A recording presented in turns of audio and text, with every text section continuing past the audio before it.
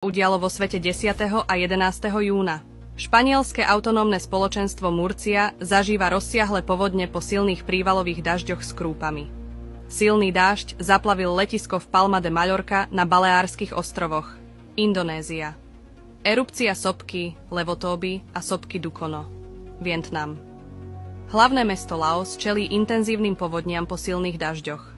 Silné lejaky zaplavujú ulice aj v meste Haiphong a provincii Quang Ninh. Za hodinu napadlo takmer 25 cm zrážok. Silné dažde si vyžiadali 3 obete a spôsobili zosuvy pôdy.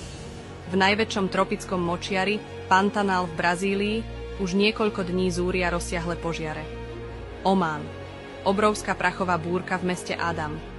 Nočná supercela priniesla búrky s krúpami, ktoré zničili na západnom Slovensku úrodu. Krúpy zničili úrodu aj v gruzínskom regióne Bagdati, Rusko.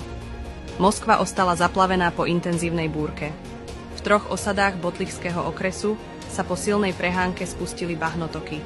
V dedine Kyžani odnieslo bahno 6-ročné dievčatko, ktoré žiaľ neprežilo. Tornádo v Chybiny, Murmanská oblasť.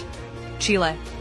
Región Bio je v pohotovosti kvôli frontálnemu systému, ktorý spôsobil záplavy, zosuvy pôdy a popadané stromy vo viacerých obciach.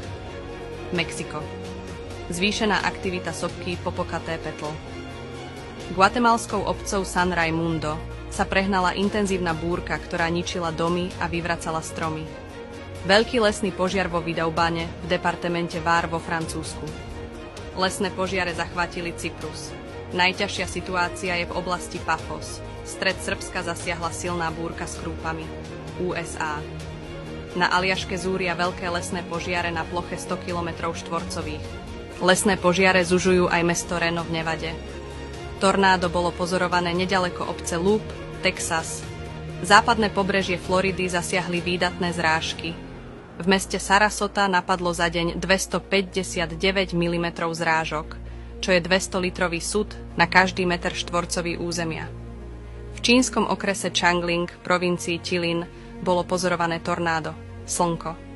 Komplexná slnečná škvrna AR3697 zašla za východný okraj slnka, no pred rozlúčkou vyprodukovala silnú slnečnú erupciu triedy X1,5. Máme veľký problém. Klimatická kríza je čoraz vážnejšia a musíme konať rýchlo. Preto potrebujeme zjednotiť naše úsilie a vytvoriť vedecké centrum.